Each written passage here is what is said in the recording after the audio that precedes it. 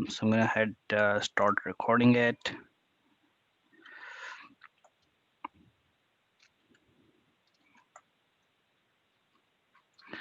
and looks like we're live right now. Um, sure. Just in case you're not able to see my screen, you're having any problem, just let me know. So I would like to go and get started. A lot of people ask me like how to evaluate the market value of a property, and most of the time they're confused how it's actually been done, right? Those are some of the things that I actually also try to make sure my buyers understand the process. So here I wanted to kind of like talk a little bit about myself, why I qualify for this presentation, so that you make sure that I'm qualified for it. I started real estate about 5 years ago with flipping homes, and before that, I used to work as an assistant to a real estate investor for a couple years. Most of the real estate agents, they go and read some material online, they get their license, and then they start their journey about learning. But I actually learned everything before even I became a real estate agent. So 2 years before I actually became a real estate agent, I used to work for an investor. He would make me do thousands of things. He would push me to go and talk to the tenants, get the lease agreement signed, talk to the contractors, talk to the flippers, negotiate homes, go to foreclosure auctions, bid on properties, do paperwork for the homes, do lease agreements, do creative financing, do purchase, do a whole bunch of thousands of things that I used to do before I even became a real estate. Then I actually started doing my own flipping, where I used to actually take property, fix it, and flip it. I spent like tens and thousands of dollars in education. I made some money, but I lost hundreds and thousands of dollars as well, because I was working with a lot of real estate agents who had these following problems that I didn't like, and that cost me hundreds and thousands of dollars because they were not knowledgeable about the disclosures. They didn't have proper negotiating skill. They didn't know much about the the market and how things are working right now. They weren't updated, and they wouldn't sometimes have text message time to return my phone calls, because I would actually hire the best real estate agent in the state, and then he didn't even have time to like talk to me. He would actually have his assistant talk to me. And sometimes real estate agents are not proactive enough, because I would actually make an offer on a property, and that property would actually sell because my real estate agent took too long to make an offer on that. Sometimes I will look at 5 properties, I didn't like it, and the real estate agents who actually used to work with, they wouldn't like it. They want me to buy a property as soon as possible, because um, you know um, they they don't want to spend too much time on showing me homes. If they show me 5 homes, they want me to buy a property. They would pressure me to buy homes that I didn't want to buy. They lacked passion, and they were just doing real estate as their job. They didn't really have like a genuine interest to help people out, and they suggested me properties that I shouldn't be buying. I actually bought properties where it had problems with foundation and other issues. So basically I lost like a lot of money there as well. So now I actually decided to become a real estate agent for myself, so that I can actually be my own agent. And then I decided, hey, you know what? I wanted to actually go out and help other people out, because people started reaching out to me because they saw I'm actually providing some knowledge, things people don't know about. I have like people come to me who have been working with real estate agents for like 6 months and 1 year, and I spend like 20 minutes on a call, and they're like, they learn about 10 things that they didn't know before. So that's how it kind of started becoming my own real estate agent type of thing. Okay, so let me. So there are 3 methods to actually. My presentations are very simple. I don't take content from internet here and there and do all that stuff. I like to keep things simple. So I wanted to talk to you about the 3 methods using which you can estimate the value of a home. The first is cost method. Let's say you are buying a property out of middle of nowhere. Maybe it's in a forest. It's a 15,000 square feet mansion. You don't have any properties in that area similar to that where you can compare and estimate the home value. In that case, what you will do is you will use the cost method. You will say, well, if this property, how much this property can be cost. Like let's say it has like a pool, it has a golf club, it has marble flooring, it has a nice big kitchen, it has a sauna, it has a whole bunch of things, right?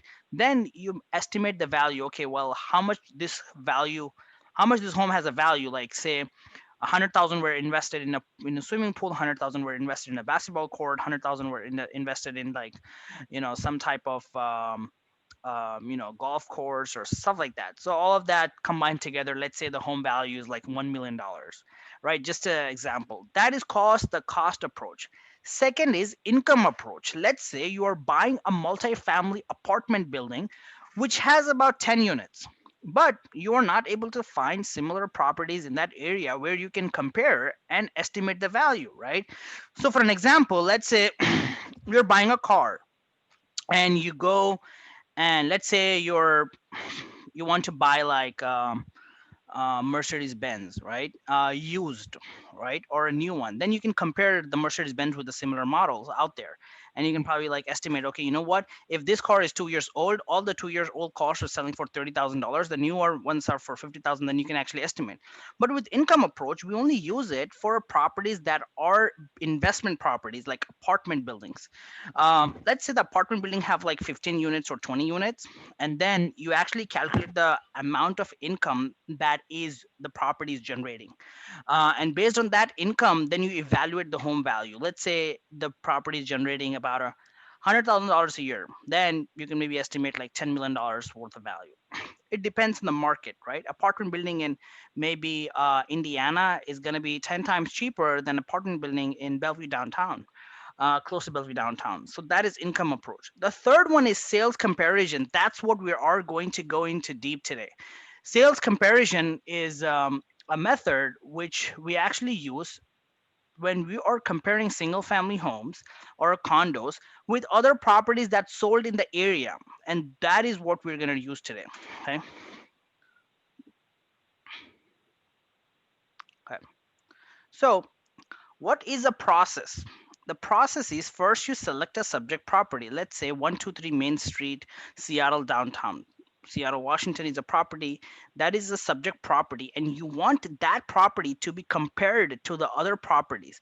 So when I actually say comparable, that means properties that are similar to that properties, which are worth comparing. So you are not going to compare a 3,000 square feet home with a 500 square feet home, right? Comparable have to be if the home is 3,000 square feet, the other homes have to be in the similar range in the similar area. So those are the comparables. Okay, so first you select a subject property, and then you compare that with the other properties sold in the past 6 months. Comparables should be within 1 mile. So for an example, let's say you are actually buying a property in Bellevue near Safeway, or you're buying a property in Seattle near Target. Well, you can't compare that home to another home which is in Snohomish or which is in like very very far area, right? So the property you are actually comparing have to be within 1 mile radius, and that have to be sold within past 6 months. You actually calculate the price per square feet, which is like, let's say a property is about $100,000, and it has like 1,000 square feet, then price per square feet is $100, right? So that's how you actually compare, and then take average price per square feet, multiply the average price per square feet to the subject property. Then here is an example of the subject property that got into pending recently because I was actually real estate agent on it who sold this home recently, let's say about, I think it was a week ago. So this property is in Bothell, and it is $799,000, 3 bed, 2.5 bath, 2,100 square feet. So uh, what I did for my buyers, they actually asked me for comparables, comparable analysis report. But when I was not a real estate agent, like 7, 8 years ago, when I started real estate, I used to use Excel spreadsheet, like most of us do. When I became real estate agent, I got all nice fancy tools because they charges a lot of money, MLS tools, transaction desk, CMA, and all those tools we can actually use to generate these reports. So we don't have to do a lot of hard work. And I'll tell you how I used to do before so that without tools, you can do that as well, right? So what I did, I have a subject property. I put a bunch of properties that are in that area. Let's say address 1, 2, 3, 4. These are the properties that sold in past, let's say past 6 months. Okay, but if you see the sold date, I actually took it all within pretty much in 1 month. Today is December 20. The property that sold was like November 20, the first one, right? Um, so so I took properties that are in the close to 1 month. You don't want to take properties that are sold like I don't know, like 1 year ago because the market was different at that time. The market is different right now.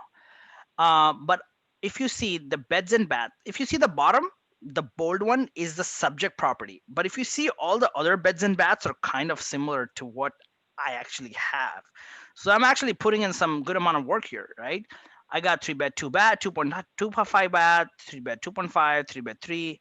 If some of you don't know like what is point 0.5, what is 2.25, I'll tell you, I'll explain it to the.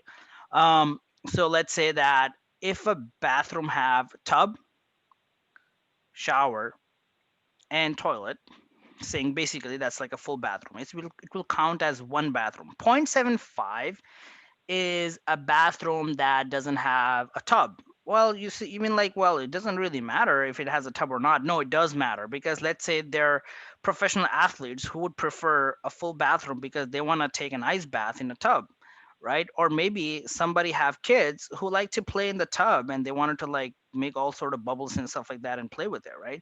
So it does matter. A point 0.5 bathroom is like which doesn't have shower or tub. All it has like, you can also call it a powder room, something like that. So if you see the square footages are also pretty much similar. They're not too far apart. And then what I did is I actually calculate the distance, make sure they're all within 1 mile, right? Once they go above 1 mile, I would not consider them as one of the comparables. And then we have price per square feet. Price per square feet basically is determined by the total value of the home divided by the number, the square footage, right? So let's say for the subject property, the price is 2170. So basically, what I did, if you actually have to find out, then you have to take the total. You have to take the total price, $800,000, divide that by 2160. Then you will get price per square feet. How much each square feet actually cost for that.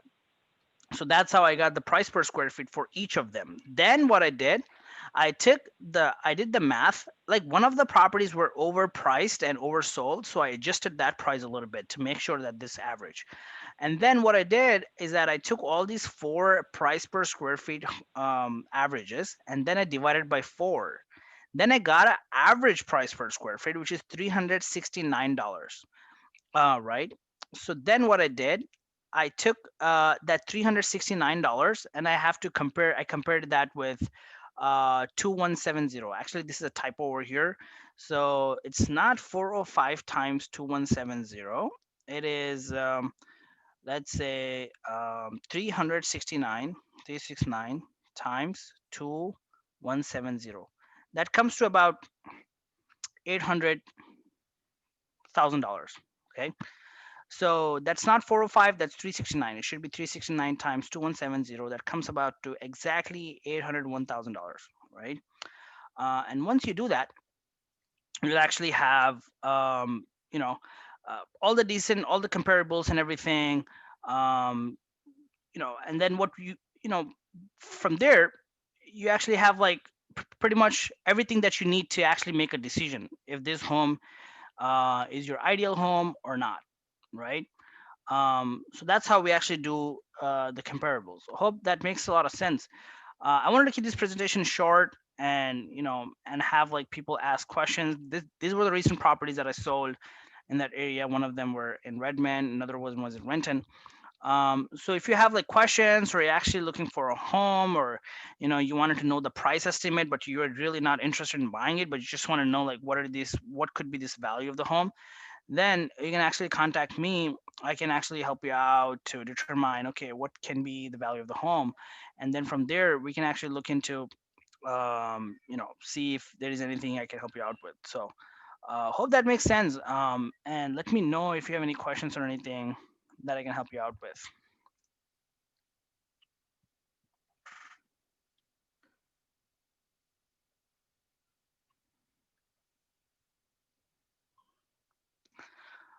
um, so if you guys don't have any questions, we can actually go ahead and end the call. I like to keep my presentation short, to the point, because I know everyone's time is valuable. Sometimes like people put in like a whole bunch of stuff and push the presentations to like 2 hours, something like that. I don't like. So I hope you got value out of it. And anything I can do to help you out, anything like that, you have any questions, let me know. I'm not just limited to residential real estate. Right now, I'm helping one of the religious community that actually buy a prayer place as well, and I do commercial, residential, real estate and condo, single family homes, pretty much everything you actually can talk about. So I hope that makes sense. I'll wait for a minute. If you don't have any questions, then we can end the call.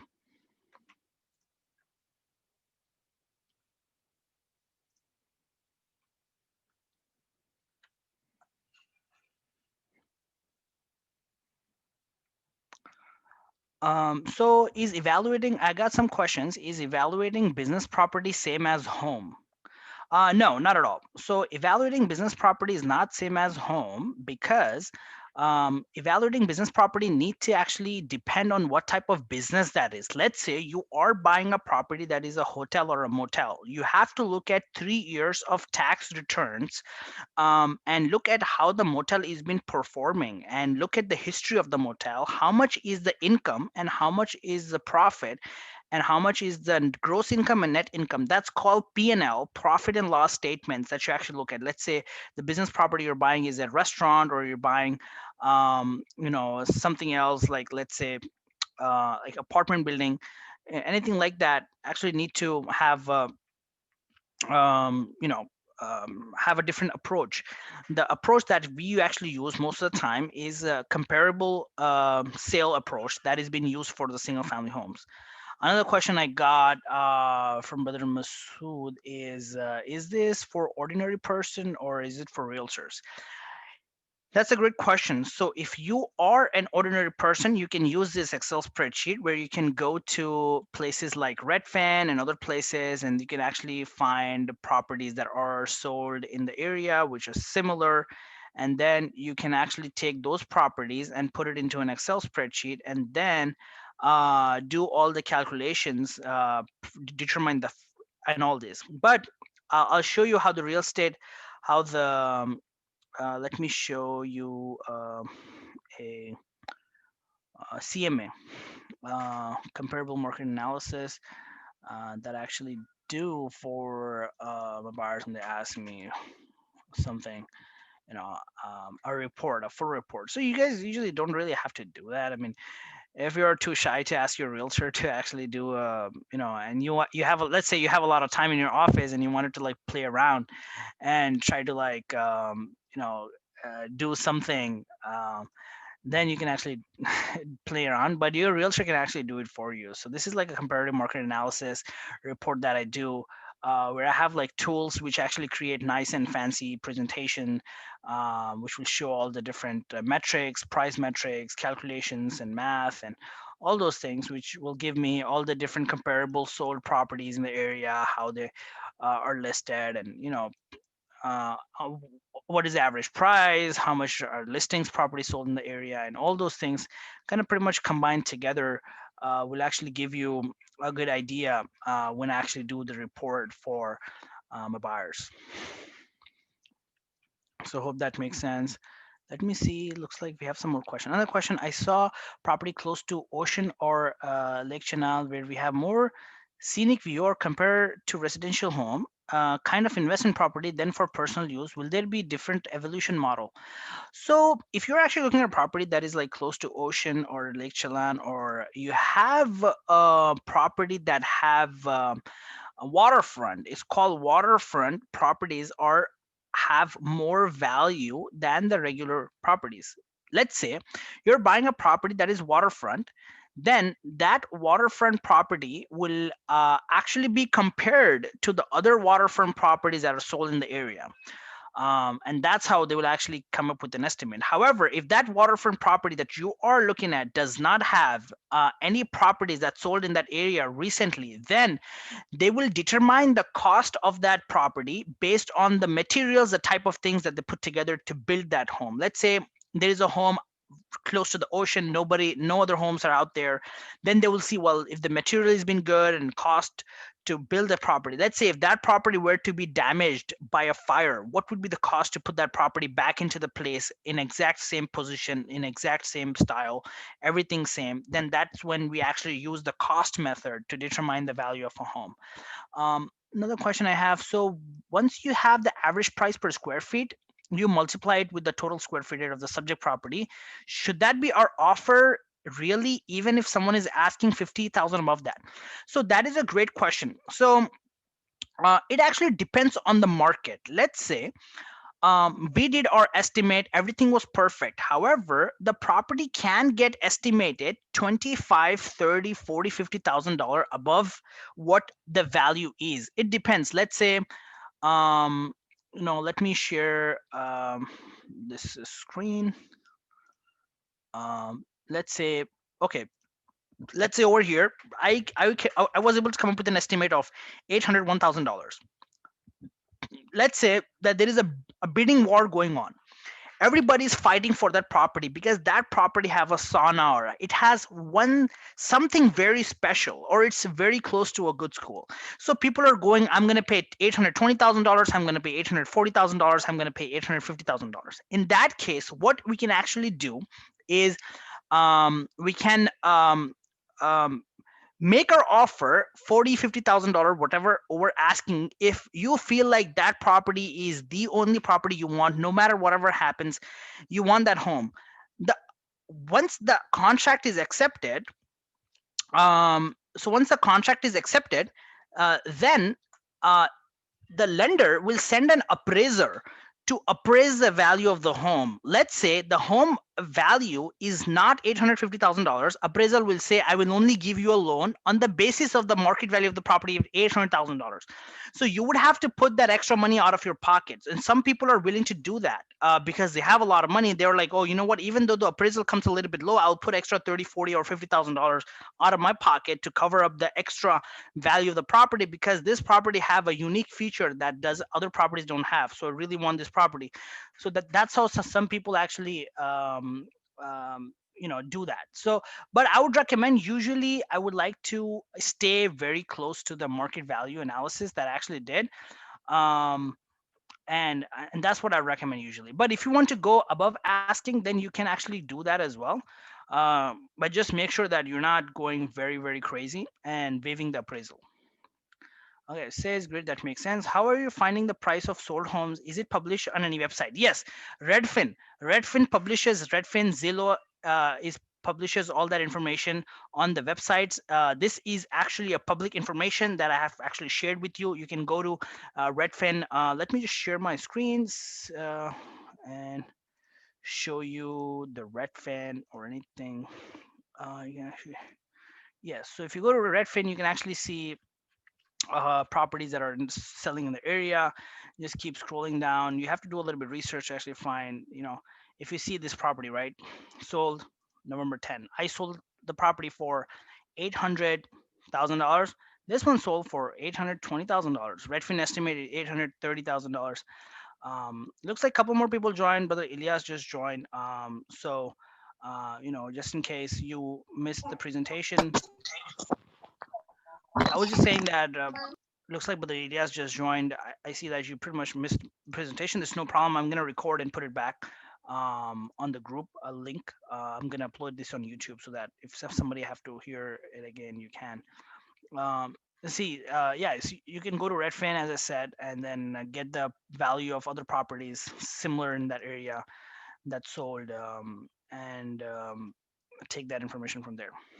So let's see if there are. What do you think, this is a good time to buy or sell home? So I think this is actually a good time to buy and sell both, because of two reasons.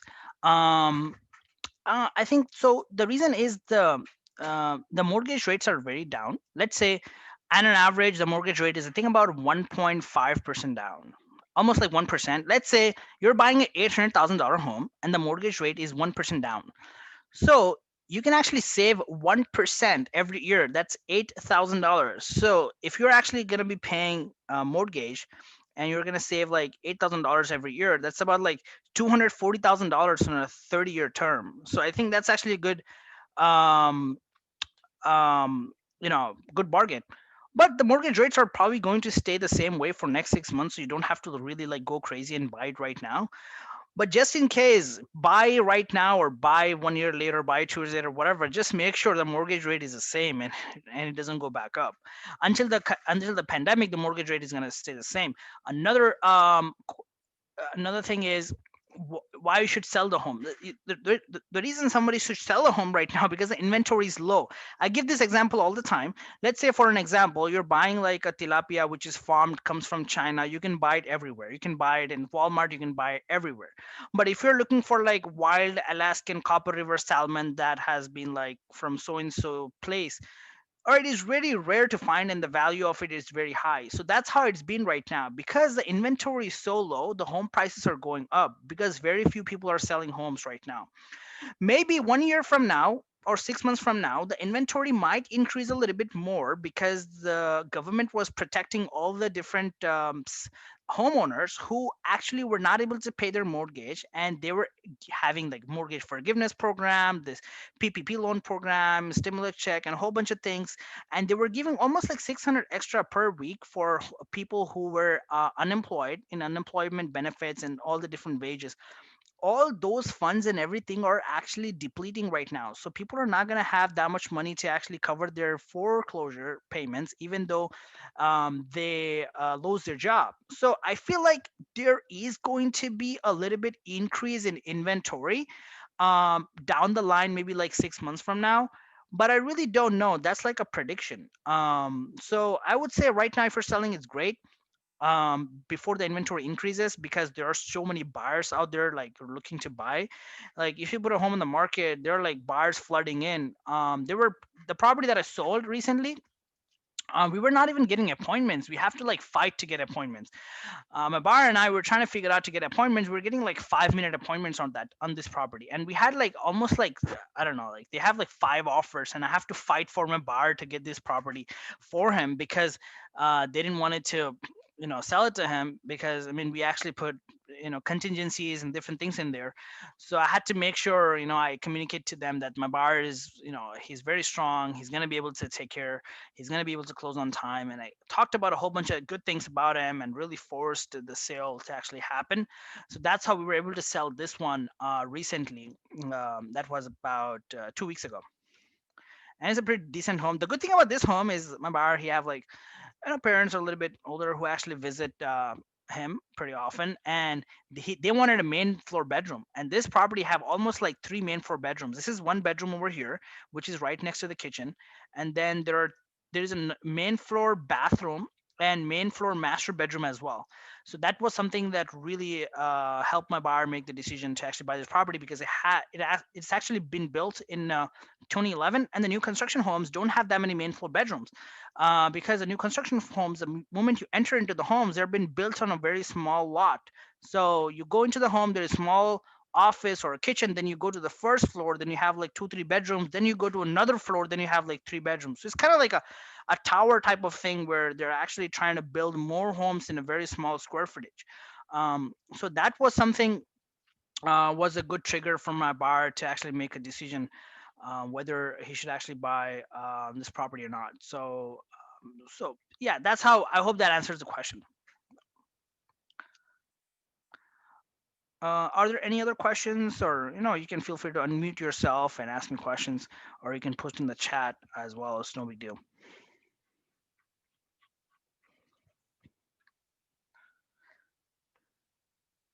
Okay, looks like we don't have any questions right now. If anything, the contact information is right here. You can feel free to WhatsApp me or text me or call me. Don't be shy. I mean, maybe you're not even interested in buying a home. You just wanted to call me and just talk. Hey, how are things going on? You just wanted to know about market. I can help you out. Sometimes people are shy. They just don't want to call if they're not buying a home in next 30 days. So you don't have to worry about that. Looks like one more question I got. Is there any chance the property value will go down in next 3 to 6 months? Yes, that's totally possible. Usually like real estate agents, hey, you buy a property, your property value will actually go up like millions of dollars. You're gonna be rich 5 years down the line. Well, if 5 years down the line, the property value can go down too. Let's say you bought a property right now. Maybe a lot of people are going into foreclosure. They lost money and they're actually putting their homes on the market as well. So now your home is actually comparing with a lot of other homes as well, right? So now the buyers have more options to buy properties. So you have to list your property um, the based on what other people are listing. So you cannot list your property over market value. So the property value may go down in next 3 or 6 months or 1 year, but eventually it will jump back up over the period of years. If you are looking to buy a property as an investment where you want to buy a property right now and sell it in next 3 months or 6 months to make profit, then you have to be a little bit careful. And if the property value goes down, it's not going to go down like the $800,000 property will not become like $200,000. I mean, the $800,000 property might sell it for like 790 or 780. It might fluctuate a little bit, but it's not going to go like crazy down like a Bitcoin just goes from like 20,000 to like $3,000, from 3,000 to $25,000 back. I mean, it's not like that. So as long as you are actually not trying to buy a property to flip it or sell it in next 3 to 6 months, then you should be fine. As long as you want to buy the property to live in it, hold it long term, then sell it in future, maybe 3 to 5 years, then I think you should be okay. And another question I have is, Brother Afzal says, Jazakallah wa yakum. Is there government? Is it here government is not implementing price for square foot area for area? Let's say Redmond means this is the price per square foot. Actually, it's the city who does appraisals for taxes. And when the city does appraisals for taxes, let's say they will appraise based on how much you bought it for. Let's say the homeowner, his name is John. He bought a property for $300,000 and he's been paying taxes for $300,000. Let's say 1% tax is $3,000. You buy that property in November 2020. New Year comes, the government reevaluates the home value. The most easiest job for the city to reevaluate is check your purchase price, right? If your purchase price is, let's say, $500,000, they're going to say, well, if you bought the property for $500,000, it might be worth $500,000. So we're just basically going to charge you based on the new evaluation. That is one of the techniques that the city uses to evaluate the property. They might use many other techniques because I don't work for the city. I don't have much idea on that, but that is one of the techniques. And then your taxes might increase um by $2,000 per year for that new year because you bought a property which is worth more now. So that's how the government or the city actually estimates the value of the property.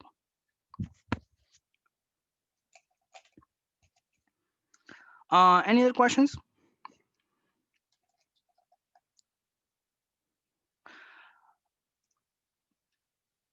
So looks like a couple of brothers joined late, but no problem. Just keep looking at the group. I'll be posting more. I'll be posting actually the recording of this video. And any questions, always feel free to reach out to me on the WhatsApp. Thanks everybody for your time. I hope you got the value out of it. Thank you.